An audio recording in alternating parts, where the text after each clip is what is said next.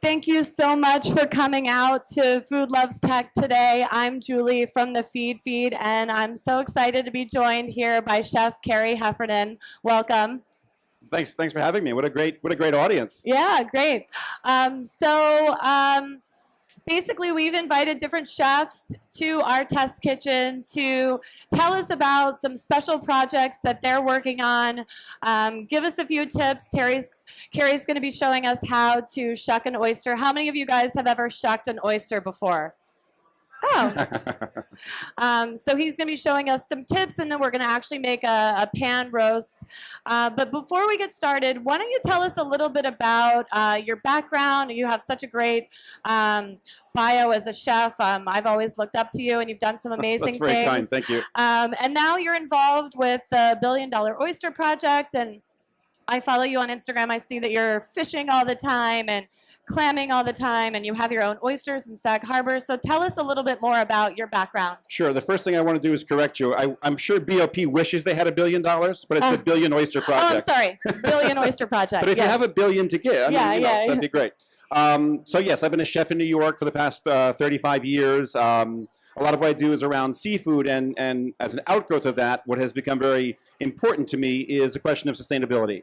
And I've noticed, a lot of trends and challenges in that regard, locally and of course nationally and even internationally. And I've tried to do as much as I can as both an advocate for awareness and to impact policy. So our work with Billion Oyster Project is so incredible, so important, and it's wonderful that it's something so powerful and so local. And so this particular project takes place in New York City and in the Hudson River? So what they do is they basically collect our used oyster shells. Okay. And they use them as basically a hard point, which larval oysters need to attach themselves in order to plant more oysters in all of New York Harbor to filter the water and eventually even create something that would impact and mitigate storm swells and lots of things. They would provide habitat for young fish. We've lost a lot of that habitat due to the silting of the harbor. And the more that we can bring back, the more that they will self-propagate and continue to clean the water. Okay, great.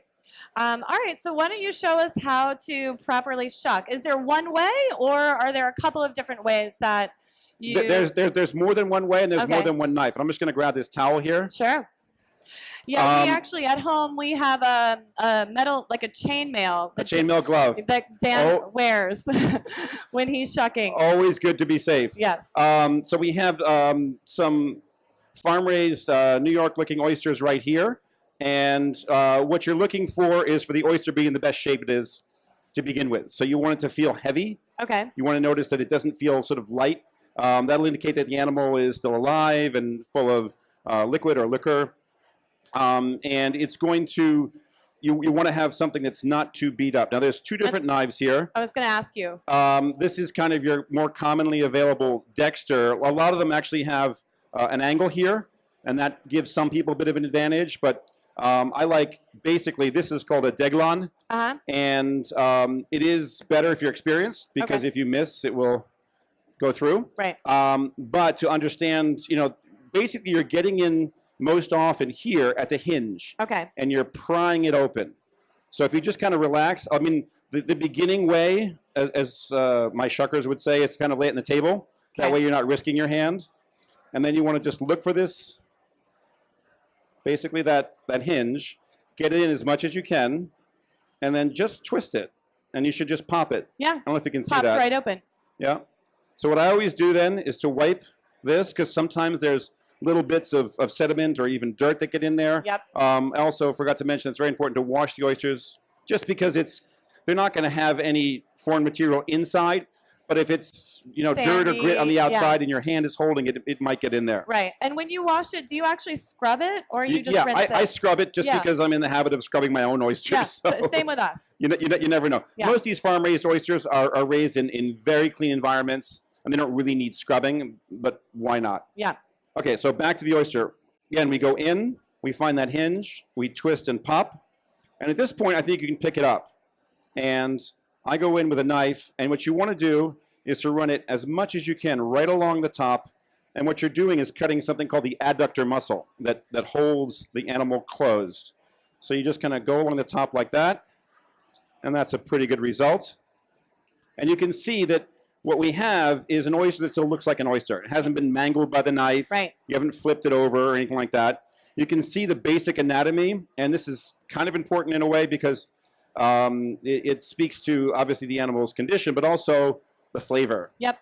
So you have the gills, this adductor muscle, and basically the belly. Now, the gills are where you're going to find a lot of the salt and the brine. Yep. The belly is going to have that rich, buttery oyster flavor. And the adductor muscle will often be that sort of note of sweetness. Okay. And that can vary depending on where the oyster is raised and what it's feeding on. Okay.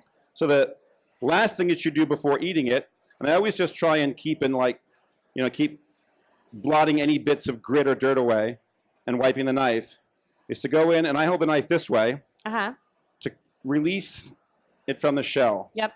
And that worked perfectly. Perfect. And I'm going to open up. So these oysters are ones that I've raised myself in Sag Harbor. This is. And so is that raised from seed? So we get a tiny little spat from something called the Cornell Cooperative Extension. That's what I was thinking. So they're about that big. Yep. And we get 1,000 in July. Okay. And so are these from the year before? these are from 3 years before. 3 years before. So it's depending on the water temperature, amount of flow, which will indicate the amount of algae basically they're able to filter and rate of growth, and a bunch of other environmental factors. One of the things I thought it'd be cool to point out is if you can see here. Yep. See that kind of papery edge? Yep. Is that 1 year growth? That is 1 year of growth, and they have to tumble these oysters. And you've heard of that, tumbling? Yeah, so in the ocean, they're getting tumbled and tossed around in the surf? Not really. They basically, in the wild environment, they've attached to the bottom. Okay. So even after maybe they've matured, they're... Oh, yeah. Okay. Yeah, an oyster, once it's fast... sitting on the bottom, but you're saying it doesn't really move much. Generally not. Okay. Yeah, generally they want to find one place to live their whole lives. So they don't really get tumbled in the ocean. Okay. Because the oyster wants to grow kind of flat, kind of more like this shape, sort of flat. Yep. So tumbling, and I'll show you exactly what they do, is they just kind of crunch that layer of growth. And when you say they, you're referring to... So this is the oyster farmers who are all raising oysters. 95% of what you're eating is farm-raised oysters. And so what that does is that retards the growth from going out that way, and it forces it this way. Oh. So that's where you get a beautiful deep cup. So do you do that for your oysters? I do. You do?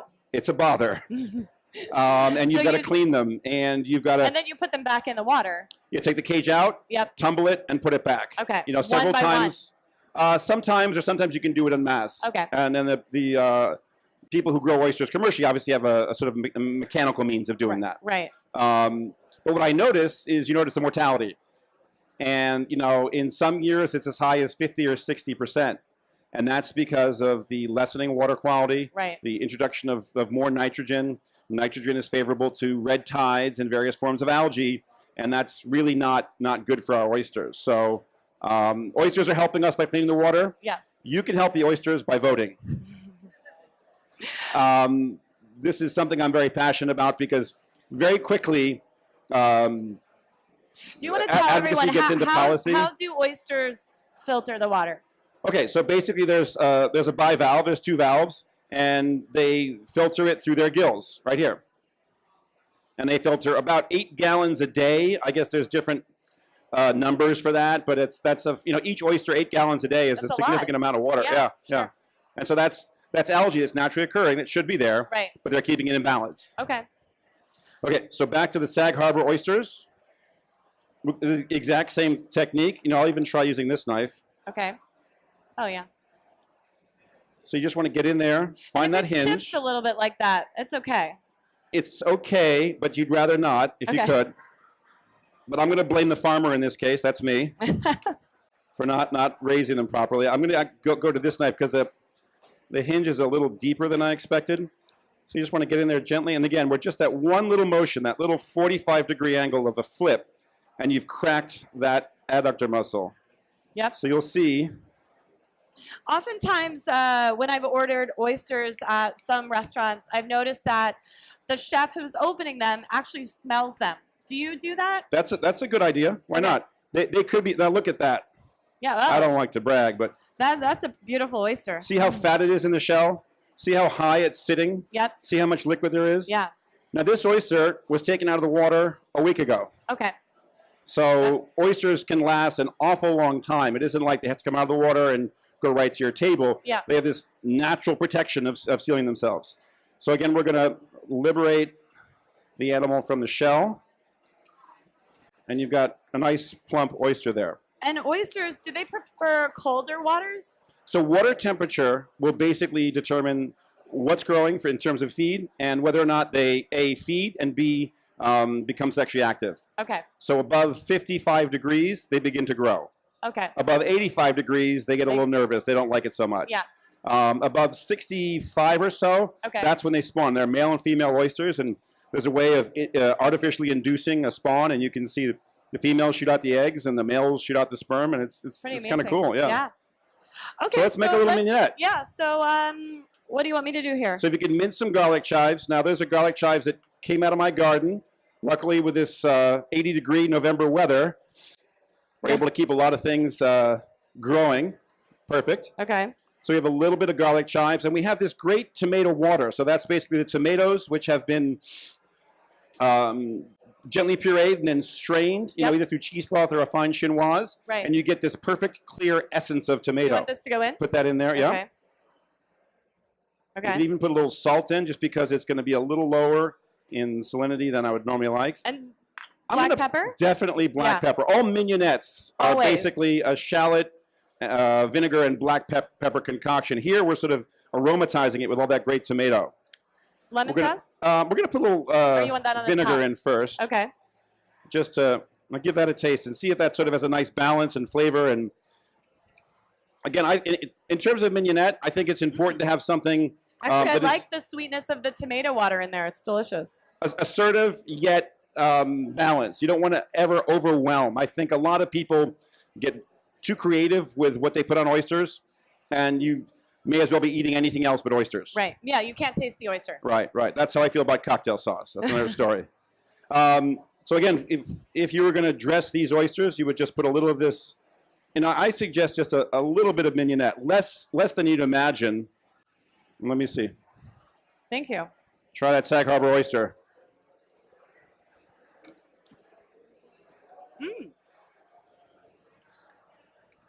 I can taste the flavor of the water. Yeah. Really nice and briny, plump, just a little sweetness. Yeah, you want to chew it when it goes down because that's going to activate. Remember we talked about the different areas of the oyster, the belly and the gills and all? Yep. And I'm going to try one as well. I'm sure it'll be one. So chewing helps activate each of those different elements of the oyster. You know, if you just slurp it down, you probably never notice the adductor muscle. Adductor muscle is that thing that keeps it closed, looks like a scallop, and often tastes like a scallop. Yeah, it actually does taste like a scallop. That's a nice, aftertaste that I got. Delicious.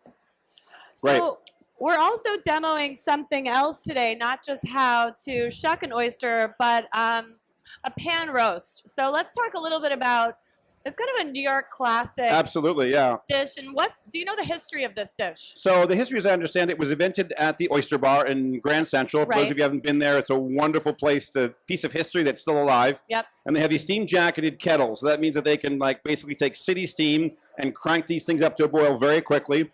And they dump cream, tomatoes, I think just crackers and Tabasco. Theirs is a bit less refined. And then they dump the oysters in, boil them up, and then put them into the shells. We're going to take another second. I've got it all set up here, so we can move this out of the way. And we have an induction burner here that's warm. It's already preheated for you, Kerry. All right. Well, it seems pretty hot. That's good. Let me know if you want me to turn it up. So you're starting with heavy cream. A little heavy cream. Bring that down. Okay. I've got garlic still from the garden and chilies still growing in the garden. It's just a wonderful time. And your garden is in Sag Harbor. In Sag Harbor, sorry. Yeah, exactly. So we're going to aromatize that cream a little bit. We're going to add a little bit of chopped tarragon. Okay. Some leeks. Bring this all down pretty quickly. You know, it's something we do for special events. Now, on the boat, it's a little tricky to actually cook because we have a limited amount of electricity. Yep. But we've done this for special events. Yeah, bring it up a little bit. Okay. And then the fennel.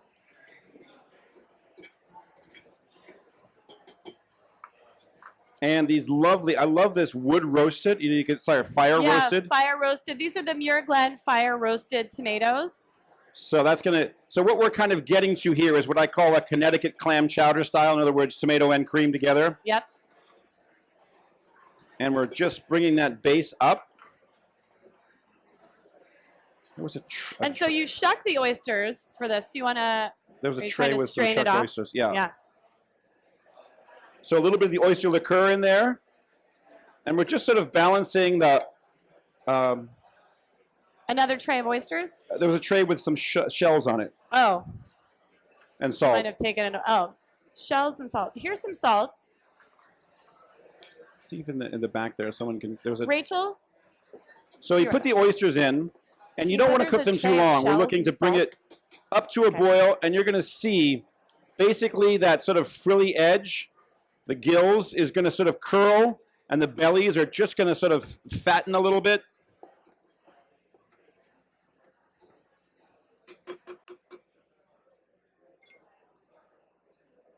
Oh, it's right in front of me. It's right in front of me. Oh, right in front of you.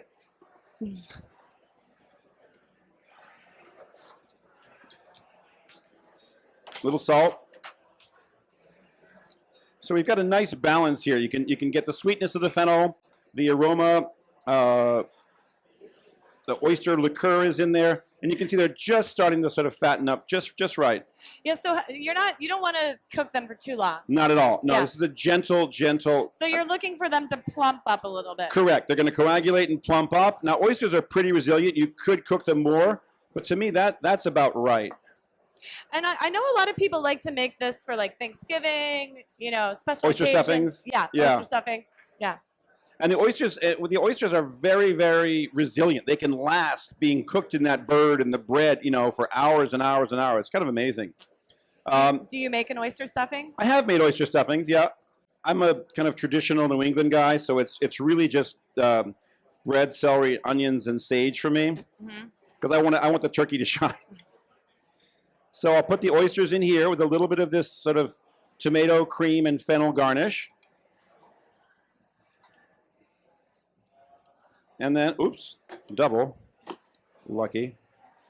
And then in order to sort of mimic like the oyster Rockefeller, the oyster gratin, or all these things, what I do is put a little bit of this toasted panko on top. I love that idea.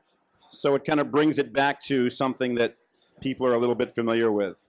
And in this case, I'm going to use a little bit of these. These, again, they're fresh fennel pollen, still growing in November. I won't speak to climate change right here. And that's it. Awesome. These look great. Thanks, Kerry. You're going to enjoy one with me? I am, yeah. So again, billion oyster project should be, we should be putting $1 billion. Yeah, we're going to ask the government to put $1 billion in. That's why we need people to go out and vote. That's right. We need oyster money. Thanks for coming in Cheers. today. Cheers. Thank you.